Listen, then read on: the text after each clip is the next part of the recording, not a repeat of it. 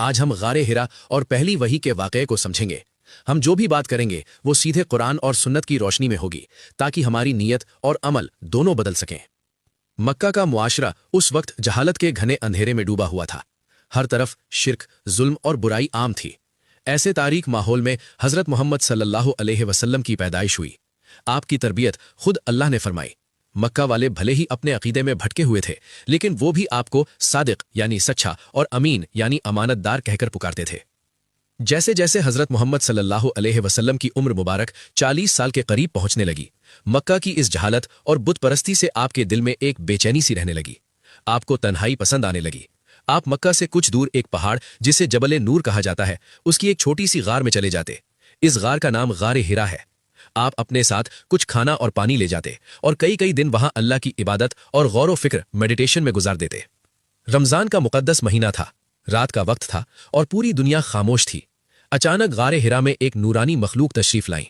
یہ اللہ کے سب سے مقرب فرشتے حضرت جبرائیل علیہ السلام تھے۔ حضرت جبرائیل علیہ السلام نے حضرت محمد صلی اللہ علیہ وسلم سے کہا، اقرا یعنی پڑھیے۔ نبی کریم نے جواب دیا، میں پڑھا ہوا نہیں ہوں۔ حضرت جبرائیل علیہ السلام نے آپ کو پکڑا اور سینے سے لگا کر اس زور سے بھینچا کہ آپ کو مشقت محسوس ہوئی، پھر چھوڑ کر کہا، پڑھیے۔ آپ نے پھر وہی جواب دیا، میں پڑھا ہوا نہیں ہوں۔ یہ عمل 3 بار ہوا۔ تیسری بار چھوڑنے کے بعد حضرت جبرائیل علیہ السلام نے قرآن کی پہلی آیتیں تلاوت کیں جو سورہ العلق کی تھیں۔ اقرا بسم ربک الذی خلق، یعنی پڑھو اپنے رب کے نام سے جس نے پیدا کیا، جس نے انسان کی تخلیق جمے ہوئے خون کے لوتھڑے سے کی۔ پڑھو اور تمہارا رب بڑا کرم کرنے والا ہے جس نے قلم کے ذریعے علم سکھایا۔ یہ وہ تاریخی لمحہ تھا جب آسمان اور زمین کا رابطہ جڑ گیا اور انسانیت کے لیے ہدایت کا آخری دروازہ کھول دیا گیا۔ ناظرین، اس واقعے میں ہمارے لیے ایک بہت بڑی نصیحت ہے۔ اسلام کا سب سے پہلا حکم نماز یا روزہ نہیں تھا، بلکہ اقرا یعنی پڑھو تھا۔ علم حاصل کرنا سب سے بڑی طاقت ہے۔ آج ہم قرآن کو چومتے تو ہیں، اونچے غلافوں میں سجا کر بھی رکھتے ہیں، لیکن اسے سمجھ کر پڑھتے نہیں۔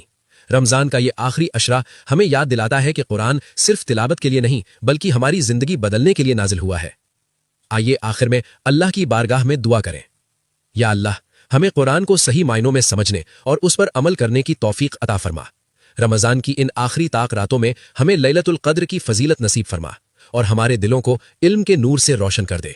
جو بھی یہ سن رہا ہے اس کی ہر جائز دعا قبول فرما۔ آمین۔